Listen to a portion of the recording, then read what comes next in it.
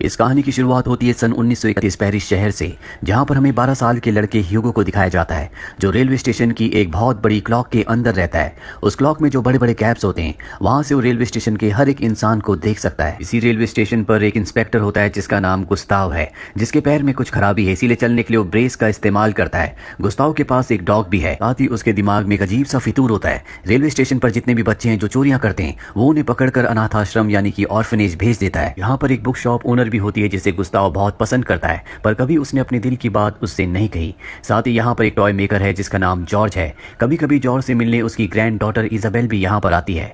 Station के ऊपर जो बहुत बड़ी क्लॉक है, वहां से ह्यूगो सब कुछ देखता रहता है, पर वो ध्यान रखता है कि वो गुस्ताव से बचकर रहे, क्योंकि वो ऑर्फनेज नहीं जाना चाहता। अब यहाँ पर जो टॉय मेकर होते हैं जिनका नाम जॉर्ज है, कुछ दिनों से उनकी शॉप में चोरियां हो रही होती है, इसीलिए वो परेशान होते हैं। इसी परेशानी में वो अपने चाबी वाले रैट को अपने काउंटर के ऊपर चला रहे होते हैं, और ऐसा करते करते उन्हें नींद आ जाती है। ह्यूगो ऊपर से सब कुछ देख रहा होता है, उसे वो रैट बहुत पसंद आता है, इसीलिए वो मौके का फायदा उठाकर रैट को चुराना चाहता है। लेकिन ये मिस्टर जॉर्ज की एक चाल होती है। वो ह्यूगो का हाथ पकड़ लेते हैं और कहते हैं कि आज तक तुमने जितनी भी चीजें मेरी दुकान से, शॉप से चुराई हैं, वो सब की सब वापस दो। ह्यूगो की जेब में जितनी भी चीजें होती हैं, वो सब की सब वापस रख देता है। ये सब के सब क्लॉक के पार्ट्स होते हैं। साथ ही उसके पास एक नोटबुक भी होती है, और जब मिस्टर जॉर्ज उस नोटबुक को देखते हैं तो उसमें क्लॉक के बहुत सारे पार्ट्स बने होते हैं, जिन्हें देखकर वो इंप्रेस हो जाते हैं। साथ ही इसमें एक स्केच भी होता है जो कि ऑटोमेटन का होता है। ऑटोमेटन इंसान के द्वारा बनाई गई एक रोबोटिक मशीन होती है। मिस्टर जॉर्ज ह्यूगो से पूछते हैं कि तुमने इस नोटबुक को कहां से चुराया है। ह्यूगो कहता है कि मैंने इसे चुराया नहीं है, बल्कि अपने पिता के साथ बनाया था। मिस्टर जॉर्ज कहते हैं कि तुम एक चोर हो। ह्यूगो उनसे अपनी नोटबुक छीनने की कोशिश करता है, लेकिन तभी इंस्पेक्टर उसे देख लेता है,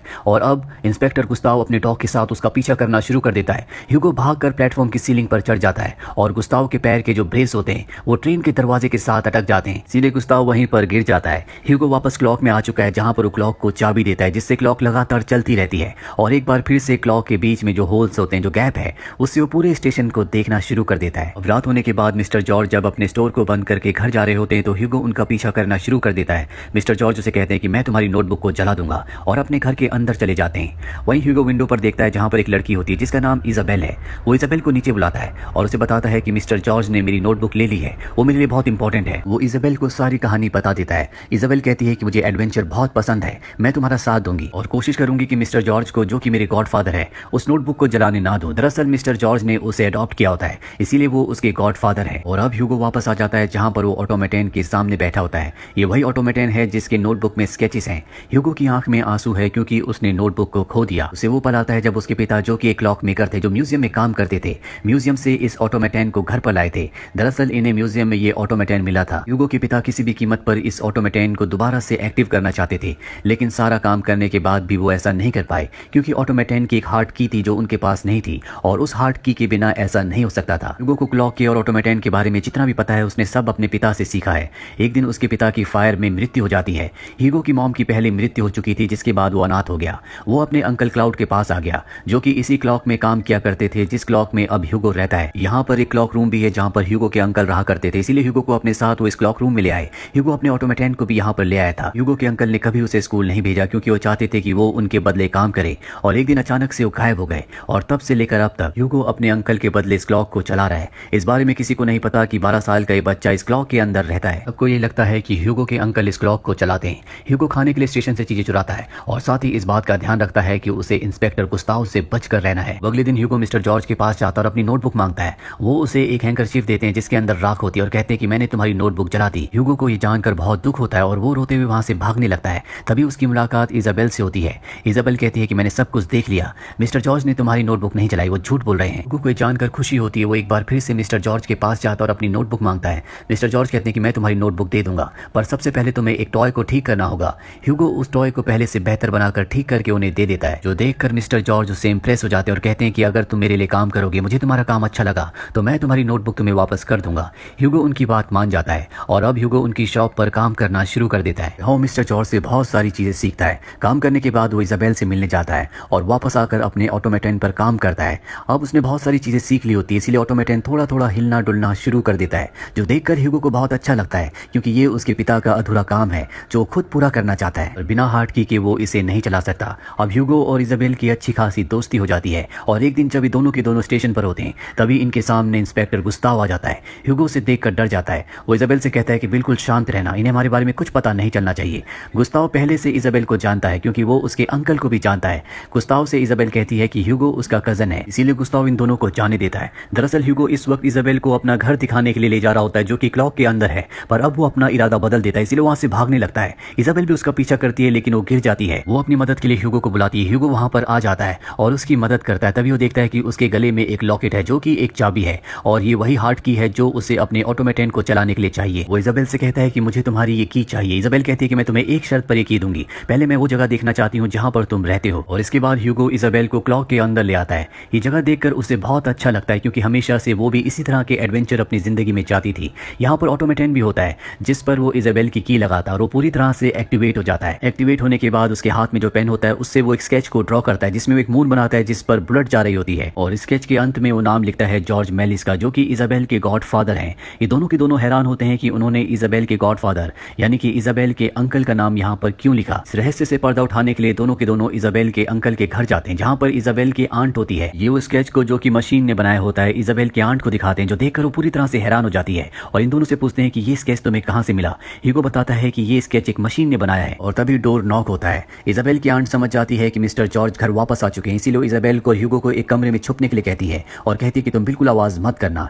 इसके बाद ह्यूगो और इजाबेल देखते हैं कि यहाँ पर एक अलमीरा है जो कि बहुत पुरानी है। ये उसकी तलाशी लेना शुरू कर देते हैं और तभी ऊपर से एक बॉक्स गिरता है जिसके अंदर बहुत सारे स्केचेस होते हैं और इन स्केचेस में एक स्केच वो भी होता है जो मशीन ने बनाया था। आवाज से अब मिस्टर जॉर्ज भी अंदर आ जाते हैं। वो अपने स्केचेस को देखकर रोने लगते हैं और कहते हैं कि अब वो कुछ भी नहीं है, वो पेनीलेस है, उनके पास पैसे नहीं है। साथ ही वो ह्यूगो को कहते हैं कि तुमने मेरे ट्रस्ट को तोड़ा है, तुम एक क्रूअल इंसान हो। ह्यूगो वहां से चला जाता है। अगले दिन एक बार फिर से इजाबेल ह्यूगो से मिलने के लिए आती है और ये एक लाइब्रेरी में जाते हैं जहां पर इन्हें एक फिल्म रिलेटेड बुक मिलती है जिससे इन्हें पता चलता है कि शुरुआत में कुछ लोगों ने फिल्में बनाना शुरू किया जो लोगों को पसंद आना शुरू हो गई, जिससे लोगों ने इस इंडस्ट्री में पैसा लगाया और एक छोटी सी जगह हॉलीवुड बन गई। इस बुक को जब वो आगे देखते हैं तो वहां पर इन्हें वो फोटो भी मिलती है जो मशीन ने यानी कि ऑटोमेटन ने बनाई थी, जिसे देखकर जॉर्ज पूरी तरह से हताश हो गए थे। और उस फोटो के नीचे भी जॉर्ज मेलिस का नाम लिखा होता है। लिखा होता है कि वो उन शुरुआती निर्माताओं में से एक थे जिन्होंने हॉलीवुड की रचना की, जिन्होंने फिल्में बनाई, पर बाद में उनकी दुखद मृत्यु हो गई। अब ये पढ़ी रहे होते हैं कि पीछे से एक आदमी आ जाता है जो इन दोनों बच्चों से पूछता है क्या आपको मिस्टर जॉर्ज पर दिलचस्पी है। ये दोनों से देखते हैं और समझ जाते हैं कि इस बुक का जो राइटर है वो यही इंसान है। इजाबेल उसे बताती है कि जॉर्ज मेलिस अब भी जिंदा है, वो मेरे अंकल है, उन्होंने मुझे गोद लिया था। वो ऑथर उनकी बात पर हंसने लगता है। वो कहता है कि ऐसा नहीं होता और इन दोनों को एक कमरे में ले जाता है जहां पर मिस्टर जॉर्ज की बहुत सारी फोटोज और उनकी चीजें होती हैं। ऑथर इन दोनों को बताता है कि मैं मिस्टर जॉर्ज से मिल चुका हूं। जब मैं छोटा था तो मेरा भाई उनके पास काम किया करता था और एक दिन वो मुझे उनसे मिलवाने के लिए ले गया था। जब मैं उनके स्टूडियो गया तो वहां पर बहुत बड़ा सेट लगा था जो पूरी तरह से कांच के एक रूम के अंदर था। वहां पर वो इल्यूजन क्रिएट कर रहे थे, यानी कि उस जमाने में वो ऐसी फिल्में बनाते थे जो कि उस वक्त की टेक्नोलॉजी से करना बहुत मुश्किल था। वो अपनी फिल्मों में एक्ट भी किया करते थे और मैं उनसे मिला था। मैं उस मुलाकात को कभी नहीं भूल पाया। मैं उनका बहुत बड़ा फैन हूँ। उनके बारे में आखिरी खबर मैंने यही सुनी थी कि वॉर में वो मारे गए। वॉर के बाद उनकी कोई खबर नहीं मिली। अगर वो अब भी जिंदा है तो मैं उनसे मिलना चाहूंगा। उनका जितना भी काम था वो सब का सब खो चुका है। उनकी एक फिल्म अब भी मेरे पास है, इसके अलावा उनका कोई भी काम इस दुनिया में नहीं है। अगर वो सच में जिंदा है तो मैं उनसे मिलना चाहूंगा। और इसके बाद ये तीनों की तीनों इजाबेल के घर आ जाते हैं जहाँ पर इजाबेल की आंट होती है। दरअसल मिस्टर जॉर्ज की तबीयत खराब है, इसीलिए वो दूसरे कमरे में होते हैं। ऑथर इजाबेल की आंट से बहुत अच्छे से बात करता और पहचान जाता है कि मिस्टर जॉर्ज की मूवी में जो हीरोइन हुआ करती थी वो और कोई नहीं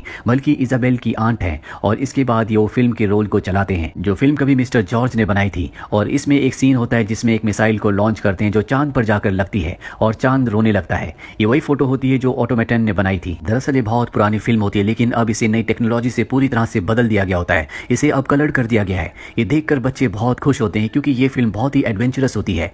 जब ये फिल्म चल रही होती है तभी मिस्टर जॉर्ज भी इस कमरे में आ जाते हैं। वो अपनी ही बनाई हुई फिल्म को देखकर अपनी अतीत की जिंदगी में खो जाते हैं और सबको बताते हैं कि अपनी जिंदगी के शुरुआती दिनों में वो एक मैजिशियन थे, साथ ही वो मशीन्स भी बनाया करते थे और जो मशीन इस वक्त ह्यूगो के पास है यानी कि ऑटोमेटन, वो भी उन्होंने ही बनाई थी। मिस्टर जॉर्ज बताते हैं कि एक बार मैं सर्कस देखने के लिए गया था जहां पर प्रोजेक्टर से मैंने एक सीन देखा था जिसमें ट्रेन चल रही थी। उसे देखकर मैं पूरी तरह से हैरान हो गया। इसके बाद मैंने फिल्में बनाने का तय किया। मैंने अपना सब कुछ बेच दिया, एक कैमरा बनाया और स्टूडियो खरीदा जहां मैंने इल्यूजन से भरी हुई फिल्में बनाई जिसने लोगों को पूरी दुनिया को चौंका दिया। मैंने अपनी वाइफ के साथ 500 फिल्में बनाई। मेरी जिंदगी में सब कुछ अच्छा चल रहा था, पर तब वर्ल्ड वॉर शुरू हो गया और लोगों की फिल्मों में दिलचस्पी पूरी तरह से खत्म हो गई, जिससे मेरा बहुत नुकसान हुआ। मैं पूरी तरह से बर्बाद और हताश हो गया। मैंने अपनी सारी फिल्मों को, अपने स्टूडियो को जला दिया। जो कुछ मेरे पास बचा था उसे बेचकर मैंने स्टेशन में एक शॉप खरीद ली और जो ऑटोमेटन मैंने बनाया था एक म्यूजियम में डोनेट कर दिया। लेकिन अभी कुछ वक्त पहले वहां पर एक हादसा हुआ था जिसमें वो पूरी तरह से खत्म हो गया। ये उसी हादसे की बात कर रहे होते हैं जिस हादसे में ह्यूगो के पिता की मृत्यु हुई थी।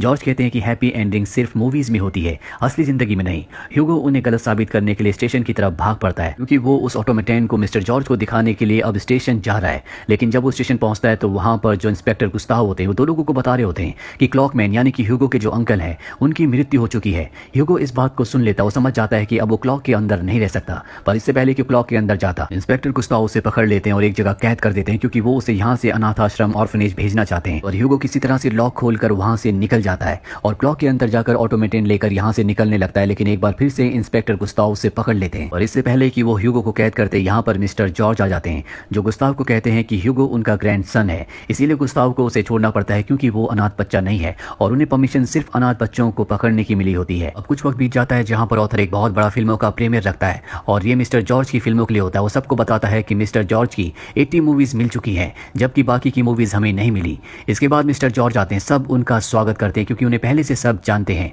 और अब मिस्टर जॉर्ज की फिल्में चलाई जाती है जो कि उस वक्त के हिसाब से बहुत ज्यादा क्रिएटिव होती है। सभी को फिल्में बहुत अच्छी लगती है। फिल्में खत्म होने के बाद सब मिस्टर जॉर्ज का और उनकी वाइफ का ऑटोग्राफ लेते हैं और उन्हें और भी फिल्में बनाने के लिए ऑफर देते हैं। इससे मिस्टर जॉर्ज को बहुत खुशी होती है। ह्यूगो को भी अपना नया परिवार मिल चुका है जो कि मिस्टर जॉर्ज का है। मिस्टर जॉर्ज ने उसे अपने साथ रखने का फैसला कर लिया है। इजाबेल अब एक कहानी लिखना शुरू करती है जो कि ह्यूगो की जिंदगी के ऊपर होती है और इसी के साथ ये फिल्म, ये कहानी यहीं पर खत्म हो जाती है। उम्मीद करते हैं कि ये कहानी आपको पसंद